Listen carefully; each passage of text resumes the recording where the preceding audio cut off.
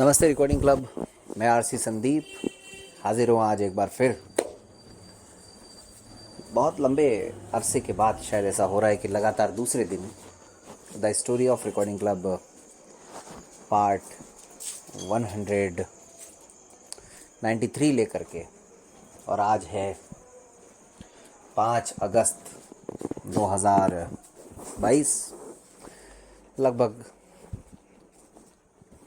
देर शाम 8:40 के आसपास समय हो रहा है और 9 बजे हमको राजनीति विज्ञान की क्लास भी शुरू करनी है, जो कि अली असगर बोहरा के साथ की जाती है। काफ़ी समय से, पिछले लगभग 1-1.5 महीने से ये क्लास चल रही है और अली असगर हमारे टीम के ही साथी हैं और हाल ही में उनका असिस्टेंट प्रोफेसर पद पर चयन भी हो गया है लोक प्रशासन विषय के साथ में। बहुत जल्द वो ज्वाइन भी करने वाले हैं, संभवतः 8 अगस्त को ही। खैर, इसके अतिरिक्त जो गतिविधियां निरंतर जारी हैं वो जारी हैं। कन्वेंशन की तैयारियां हो रही हैं और ऐप पर काम चल रहा है, डेवलपमेंट पर खासकर, क्योंकि ऐप का अपडेट आने वाला है 15 अगस्त को।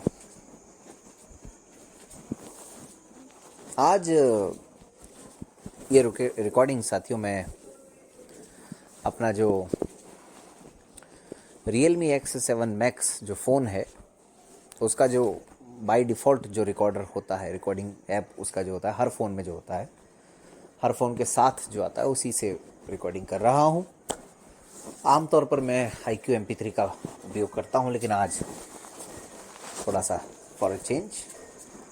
तो देखते हैं क्या रहता है। रिकॉर्डिंग क्लब यूट्यूब चैनल पर हैं आप, सब्सक्राइब कर लें चैनल को और ज़्यादा से ज़्यादा लोगों को सब्सक्राइब करने के लिए भी कहें। अगर रिकॉर्डिंग क्लब का कोई भी वीडियो आपको अच्छा लगे तो बिना कहे ही उसको लाइक कर दिया करें। आपका लाइक हमारे लिए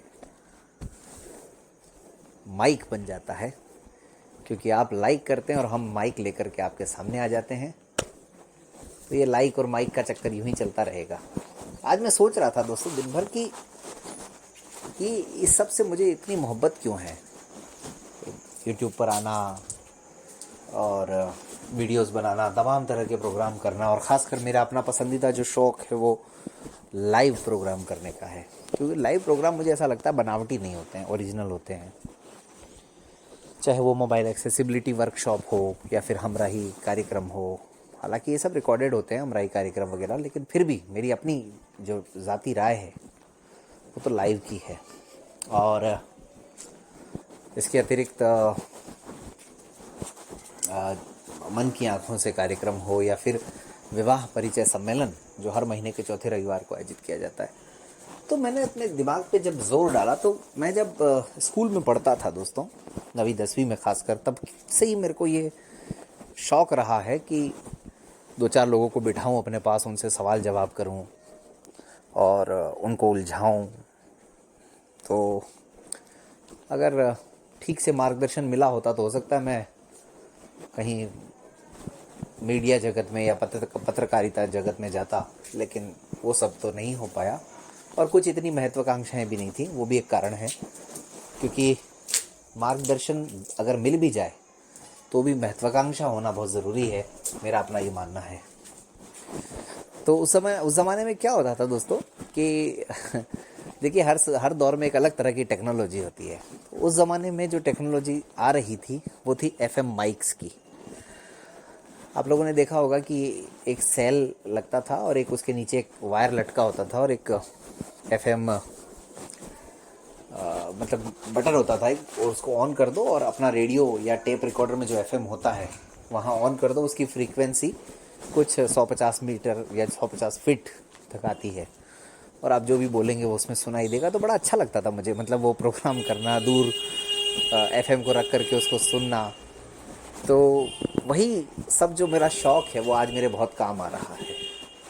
तो ये चूँकि अब एक कहानी है the story of recording club की, इसीलिए आपको बता रहा हूँ, ऐसे ही याद आ गया इस वजह से। बहरहाल कल की स्टोरी को भी लगभग 40 के आसपास लोगों ने सुन लिया है 24 घंटों में, तो आपके आभारी हैं हम। धन्यवाद आप सभी का। बात चल रही है 20 मई 2018 की, रिकॉर्डिंग क्लब की दूसरी वर्षगांठ और कवि सम्मेलन का आयोजन। कवि सम्मेलन, आखिरकार वो घड़ी आ गई जब कवि सम्मेलन का आयोजन होना था। और चूंकि आज तो ये प्रोग्राम मैं मोबाइल से ही रिकॉर्ड कर रहा हूँ, इसलिए अभी आपको कोई झलकियाँ इसमें नहीं सुनाऊंगा आज। लेकिन जैसा कि मैंने बताया, दिन भर की शुरुआत बड़ी रोमांचकारी थी। सुबह हमने स्टूडियो में रिकॉर्डिंग करी, उसके बाद फिर गॉड साहब के साथ मेरा जवाहर रंगमंच जहाँ कार्यक्रम होना था वहाँ जाना हुआ। वहाँ पर जो स्टेज है उसको देखा और सौभाग्य का विषय ये है कि मैं अकेला ही था उनके साथ, यानी मुझे बताने वाला कोई नहीं था। जो कुछ वो बता रहे थे मुझे उसी पर भरोसा करना था। और उन्होंने बताया हमने ऐसे ऐसे यहाँ पर बैनर लगाया है, उसमें उनकी जो the literature society of India और आनंदम ग्रुप, उनका भी उन्होंने बैनर लगाया था वहाँ पर रिकॉर्डिंग क्लब के साथ साथ। तो राष्ट्रीय स्तर का इतना बड़ा संगठन अगर साथ में था तो खुशी अपने आप में ही दोगुनी हो जाती है। इधर हमारे कवियों का आना जारी था। इंडोर स्टेडियम में जहाँ रूम्स हैं हमारे यहाँ, वहाँ उनकी व्यवस्थाएं की गई थी। तो बीच बीच में उन सब से भी बातचीत और मिलना जुलना, और जिसको जहाँ जो काम दे रखा था वो सब कर रहे थे। उनको रिसीव करना और वहाँ छोड़ने का सारा काम भानु के हाथ में था। और बाकी जो दूसरी तैयारियां करनी है छोटी मोटी, वो सब जयवंती मैडम और बाकी सब लोगों के पास में वो सारी बातें थी। तो इधर जो हमारी टीम थी, जो शरद भाई की कार में TUV 300 में जयपुर से आए थे जो लोग, सूर्य सर, प्रतीक भाई और उनके साथ अली भी हो लिए थे। और अर्पण जी सर शायद वही अपने घर पर ही व्यस्त थे उस समय, तो मतलब दिन के समय तक। तो इन लोगों का एक शरद भाई को कहीं से पता चला था, अखबार में तो हालांकि मैंने भी पढ़ा था। एक बालिका थी जिसने कुछ नया एक इनोवेशन किया था, कुछ बच्चों के साथ, जो खासकर गरीब बच्चे होते हैं कच्ची बस्ती के, उनको पढ़ाना और ये सब, उनको एजुकेट मोटिवेट करने का उनका एक प्रक्रम था। उसमें उनको देखने जाना था। तो यहाँ मेरे घर से लगभग 15-20 किलोमीटर दूर वो जगह थी, किरण की पाठशाला, मुझे याद आ रहा है। तो किरण की पाठशाला में उन लोगों को जाना था। तो वो लोग सब अपनी अपनी गाड़ी में वहाँ निकल गए और वहाँ से लगभग 2-2:30 बजे या 3 बजे के आसपास वो लोग घर आए। तब फिर हम लोगों ने लंच वगैरह लिया, हो सकता है, पता नहीं, सुबह ही ब्रेकफास्ट, हैवी ब्रेकफास्ट ले लिया था, वो ठीक से याद भी नहीं है इतना। इस बीच में कार्यक्रम के लिए जो कुछ हमारे पास एक आध बैनर था वो तैयार किया गया, और सरस्वती माता की तस्वीर और ऑर्केस्ट्रा वाले जो बच्चे थे ओम प्रकाश के नेतृत्व में, उनसे भी बातचीत लगातार जारी थी। उन लोगों की भी पूरी तैयारी थी। तो वो सब भी कामकाज चल रहे थे। इधर गॉड साहब ने कुछ और लोगों से मिलने के लिए जो दायित्व दिया था, उनसे मिलने का भी कामकाज हुआ कि भाई अपने कार्यक्रम में जितने लोग आ सकें उतना अच्छा है। और काफ़ी लोगों को फ़ोन किए गए उस दिन भी कि भाई कार्यक्रम में अटेंड करें, क्योंकि हमारा उद्देश्य जो था वो बड़ा स्पष्ट था कि साइटेड लोग, मुख्य धारा के लोग जिनको हम बोलते हैं, वो जितने ज़्यादा इस कार्यक्रम में आएंगे उतना ही ये कार्यक्रम सफल होगा। और वो दिन जो था साथियों, उस दिन भी मैंने पीछे एक कहानी में आपको बताया था, एक सज्जन जिन्होंने हमें बेवकूफ़ बनाया, वादा किया ये करेंगे वो करेंगे। उस दिन भी वो सज्जन बाज नहीं आया। उस दिन भी उसने कहा कि मैं अभी 1 बजे मिल रहा हूँ, 12 बजे मिल रहा हूँ, 2 बजे मिल रहा हूँ, मैं ये करवा रहा हूँ, मैं वो करवा रहा हूँ। लेकिन उसके बाद से उसने फ़ोन उठाने ही बंद कर दिए थे। तो बड़ा दुखद था ये सब। खैर, जो भी था,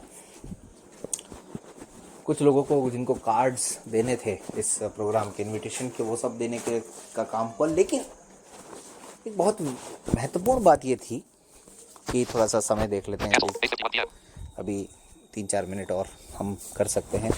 तो एक बहुत महत्वपूर्ण बात ये थी कि आप देखिए कि कार्यक्रम हो रहा है, कवि सम्मेलन हो रहा है और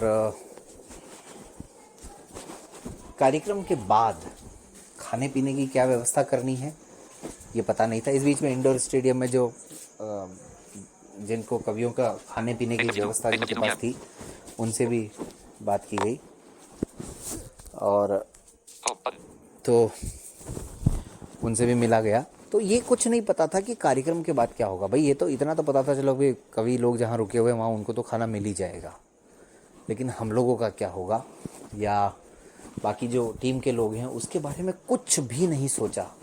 और ये भी कहीं ना कहीं एक रणनीतिक तौर पर बहुत बड़ी चूक थी। लेकिन कैसे एक कार्यक्रम खत्म होने के बाद, अभी तो कार्यक्रम शुरू करेंगे अपन, उस सब की बात करेंगे, लेकिन कार्यक्रम खत्म होने के बाद एक सवाल पूछा गया कि भाई अब क्या व्यवस्था है। उस सवाल से ही इस समस्या का समाधान निकला। तो वो बड़ा इंटरेस्टिंग है, वो मैं आपको आगे किसी में बताऊंगा अंक में। लेकिन शाम को होते होते घर से लगभग 5, सवा 5 बजे शरद भाई की ही गाड़ी में हमारी पूरी टीम, हम सब लोगों ने रवानगी ली जवाहर रंगमंच के लिए। जवाहर रंगमंच हम लोग पहुँचे और वहाँ पर जैसा कि तय था, जो ऑर्केस्ट्रा की टीम थी वो भी लगभग 6, साढ़े 6 बजे तक आ गई थी, लेकिन कार्यक्रम स्टार्ट होते होते 7 बज गए। और तय ये था कि 7 बजे तक हम ऑर्केस्ट्रा करवा लेंगे और उसके बाद में कवि सम्मेलन प्रारंभ करेंगे। लेकिन हुआ थोड़ा सा गड़बड़ हो गया, जैसा कि आमतौर पर हर कार्यक्रम में होता है। तो फिर जैसे तैसे 7:30 तक ऑर्केस्ट्रा का कार्यक्रम चला। उसकी भी कुछ झलकियाँ मैं यहाँ पर आपको सुनाऊँगा और फिर कवि सम्मेलन की भी कुछ झलकियाँ, लेकिन ये सब अगले अंक में। आज इतना ही। प्रतिक्रियाएं देना मत भूलिएगा किसी भी कहानी पर, 192 पर या 193 पर। चलिए मिलते हैं फिर अगली किसी कहानी में। तब तक रिकॉर्डिंग क्लब ऐप को इंस्टॉल करें और अपने दोस्तों को बताएं उसके फ़ायदे और सुझाव दें और आप क्या चाहते हैं उसमें, ताकि उसके अनुसार हमारी टीम काम कर सके। धन्यवाद।